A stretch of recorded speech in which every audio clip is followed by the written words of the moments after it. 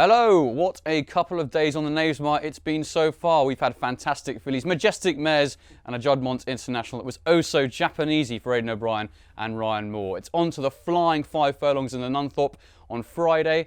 But first up, we're going to talk about the Lonsdale Cup and the latest of our Sun Racing previews. I'm joined by Chad Yeomans of Betway and Jack Keene and Callum Jamieson of Sun Racing to talk through the racing. Hey up. And Chad, I'm going to start with you on the Lonsdale Cup. Stradivarius, obviously the really hot favourite here. Can he get beat? No, it's this simple answer. Can't get beat. It beat DXB the last 2 times. DXB did get closer, was beating a length at Ascot, beating a neck at Goodwood, but I think it was as easy as Stradivarius likes, really. I just don't think anything will get close to him. I don't know if you guys tend to agree, but I don't think Il Paradiso is good enough. Magic Circle hasn't been the same horse since Australia. We'll need a minor miracle. I think Falcon 8 will be a good stay next year.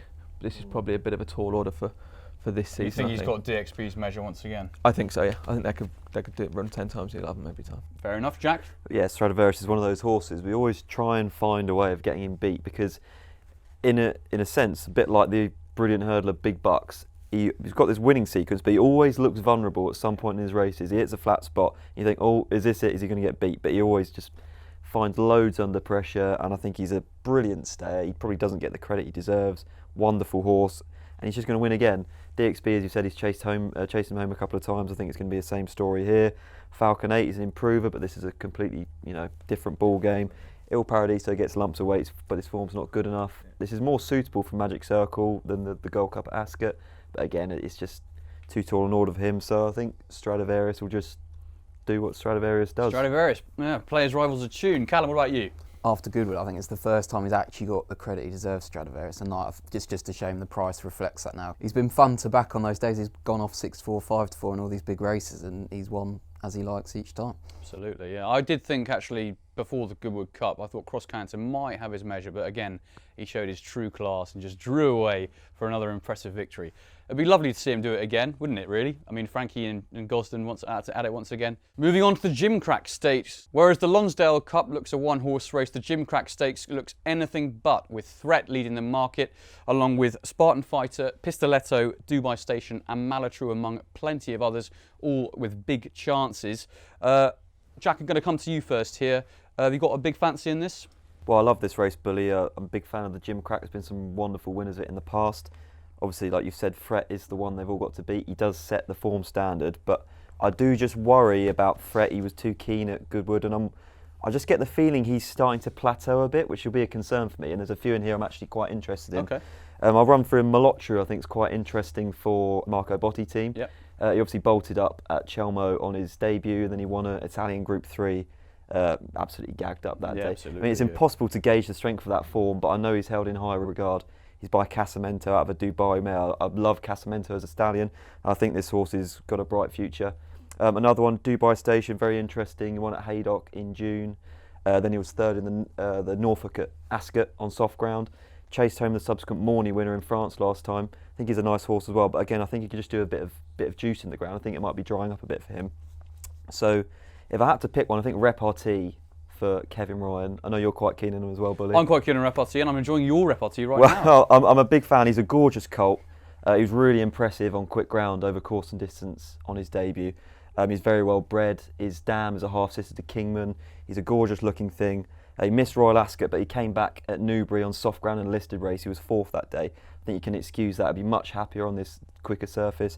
And we all know what Kevin Ryan's record in the Gimcrack is like. He just targets this race with his best colts. He's got 3 in here, but I think this is the best of his trio. And I'm really quite sweet on this horse. I think he's got a big chance. No, I do rather agree. I thought he was phenomenal on his debut. Before finding the ground a bit soft against him next time, but hopefully he can bounce back to his first performance. Callum, come to you, mate. Threat is a horse I've taken on the last twice just because I haven't bought this whole hype that's come out of the Hannon camp the whole time. But I thought he actually ran really quite well at Goodwood. He's a bit unlucky from that wide draw. Golden Hawk got first run up that rail. I think he's the most likeliest winner here. I can't back him though. I feel a bit sorry for Tom Marquand actually. I think he's given him a good ride in defeat the last couple of times. Yeah, a bit harsh, but Oshie Murphy on, but there we go. The one I like is Dubai Station. He's a bit more exposed, like we've said. I just think that form behind AR Lee and Earthlight, I think they'd be shooing in this race, and I think that gives him a good chance. Something could improve past him, but he'd be the one for me, I think. Tremendous. And Chad, what are your thoughts?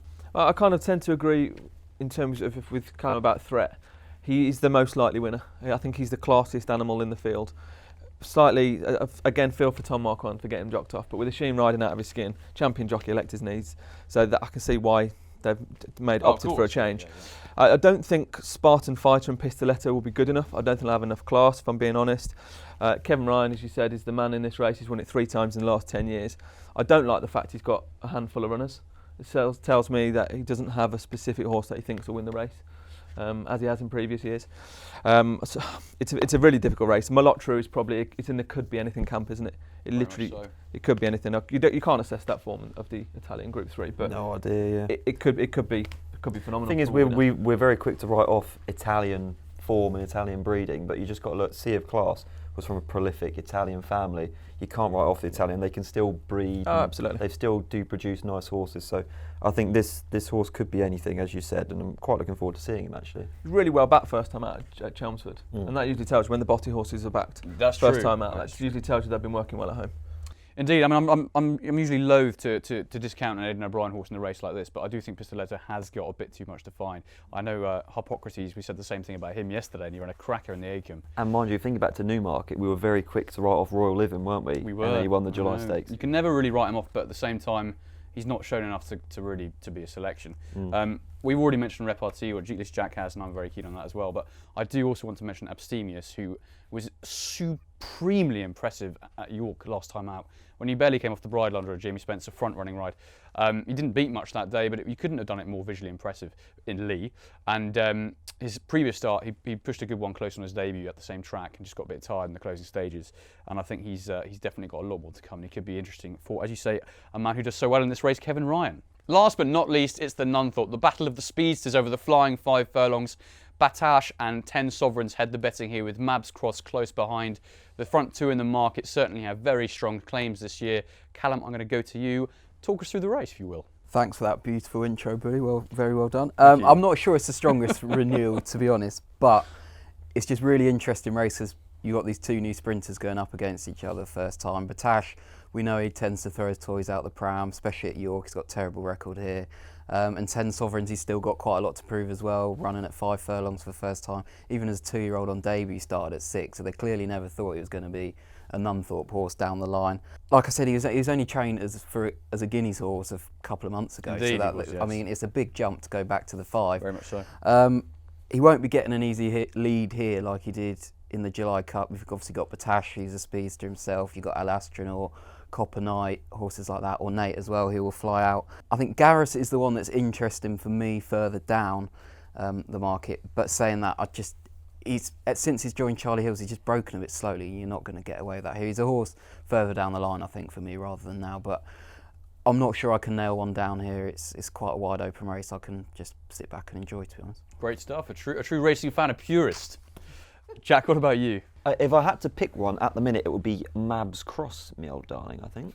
Lovely. Well, she was beating the width of a fag paper in this race last year. I could not believe it wasn't a dead heat. No, extraordinary stuff. They took about half an hour over the photo, didn't they, last year? I mean, I still can't believe amazed. Alpha Centauri He won must it. have had his binoculars out to find that one. Delphine. Yeah, Alpha Delphine. Yeah, Alpha Delphine and Alpha Centauri. It's a That'd be pity quite he's- something, wouldn't it? It's a pity Alpha Delphine's not been around this year, really. I But know anyway, Brian Smart was absolutely gutted when he got ruled out. this season. we digress. Where's that gone? Back to the big race. one. Mabs Cross. She's a brilliant filly. She's been kept fresh for this. She clearly likes it, this track. I think ground conditions have come right for her, and I think she's the one. Obviously, you've touched on Batash's record at York, bit of a worry. Although he has seemed a bit more tractable this year. He's settling down a bit more in his races. You don't have to blast off him anymore. Bit slower So- though, I think, as well. Which Slower? because I think that power burst he gives was what got him through a lot of his Do you races. think? I mean, I think he's still got all I the rather gears. agree, actually. I think he's got all the gears. I'm not just so don't know- I'm not so just- sure. The thing is, he wouldn't be the first horse not to act at York. It's weird because it's flat as a pancake, but some horses just don't handle it. Well, quite. And obviously 10 Sovs, I think he's got the speed to cope with the drop back to 5, but he's a bit short, isn't he? A bit short, and I just think Mabs Cross, she loves it here. And I think this has just obviously been the target since the King's Stand, isn't it? They've saved her for this, so she'd be the one for me. Well, excellent stuff. And Chad, finish with you. I think if the rumours that are coming out of the Aidan O'Brien camp that 10 Sovereigns doing these 11-second furlongs for 5 furlongs straight, if that's correct, then I mean he's a certainty, isn't he? If that's correct. It is, exactly. Yeah, exactly. But nobody quite knows that. It's very short. Batash, for me, he's got too many quirks. I wouldn't back him at not almost any price, but he's too quirky for me, and he's let people down, let punters down one too many times. I'd agree. Mabs Cross, she's consistent. She runs well, like York. Everything looks good, and a bigger price, Fairyland. Okay. Ran well the last in Group 1s the last 2 runs. And she gets a bit of weight. If there's a fly in the ointment, it could be this thing. You can't rule out My anything. worry of her is I think she was taken off her feet in the King's Stand. That's what I thought. I think this is a quicker 5. I do think she's an out-and-out 6 furlong filly, but she did win the Lauder last year, so she's got a bit of course form. As Callum said, they are going to go quick. The handicappers in the race are going to come out and bolt, and that will set the race up for a finisher. So if she's going to get a 5 furlongs, it's going to be here, I believe. Lovely. Well, I can't have Batash at all. He's been beaten this race before. He doesn't look anything like he used to last year, in my opinion. I thought it was Goodwood win. I mean, he did it in the end, but he nearly got caught, I thought, towards the end. I think he doesn't like York. I think he and Blue Point both got beaten by Mabs Cross last year in this race. I can see her performing equally well again this year, if not better. This is her time of year, remember. She won in her 2-year-old season in October, and she won the Abbey last year after this brilliant performance in the race. She kind of gets towards the end of the season. She seems to like going into the autumn.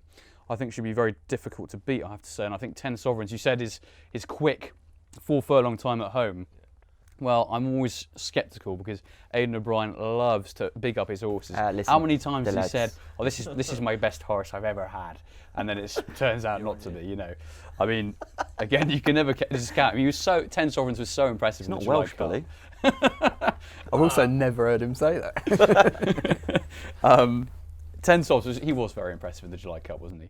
But that was 6 furlongs, and I do think this is a really quick 5 furlongs, and you've got some very, very fast horses, the likes of Ornate, as you mentioned earlier, now Astronaut leading the way. And it's going to be a proper cavalry charge. The Vanguard are going to go out like they've never really seen the race before. And I just can see it setting up for the likes of Mab Cross, who likes to come from the back. And as she showed last year when she finished with a mighty flourish.